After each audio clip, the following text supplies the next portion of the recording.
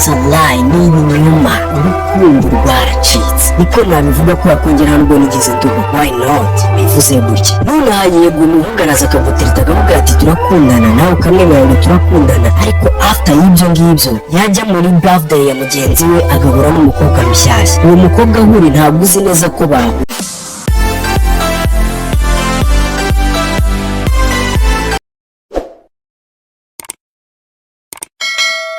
Byange cyangwa se ubyemere, boyfriend wawe cyangwa girlfriend wawe umufite muri ako kanya muri kumwe, but namara kugenda urushye umutima wawe ujye kuwukomeretsa for nothing, kubera yuko erega n'ikisite ntekereza ko n'Imana ubwayo yaturemye yari umume pe, kuko sintekereza ko yaturemye izi neza ko tuzagirira ringana gutya. Diya ibaze gufata amagambo meza ukayabwira umwana w'umukobwa cyangwa se wa mukobwa ukemera yuko ugiye gukundana n'umuhungu runaka afite yuko mwari muri kumwe, niba n'Imana ibizi. Reka mbabwire, niba ufite sheri cyangwa se ukaba ufite boyfriend we wa mukobwa, yafatira n'amahirwe ufite muri ako kanya, mwishime mwenjoying, kubera yuko akanya kari buze ntabwo araba akiri uwawe.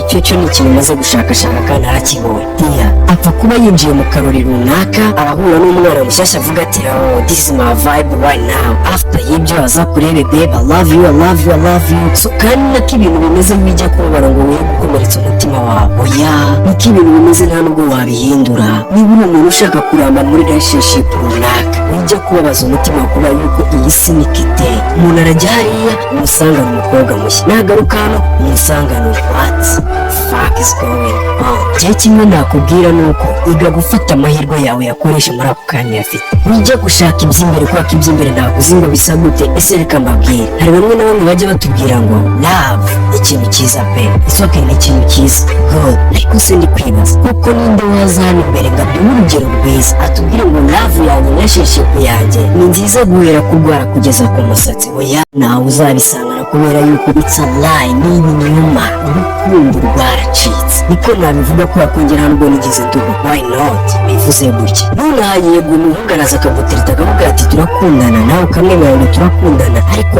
after y'ibyo ngibyo yajya muri birthday ya mugenzi we agahura n'umukobwa mushyashya. Uwo mukobwa ahuri ntabwo uzi neza ko bahuye, n'ubundi aragaruka kuvuga ati meze bite bebe, umubwira ati ni byiza meze neza, amakuru ni meza.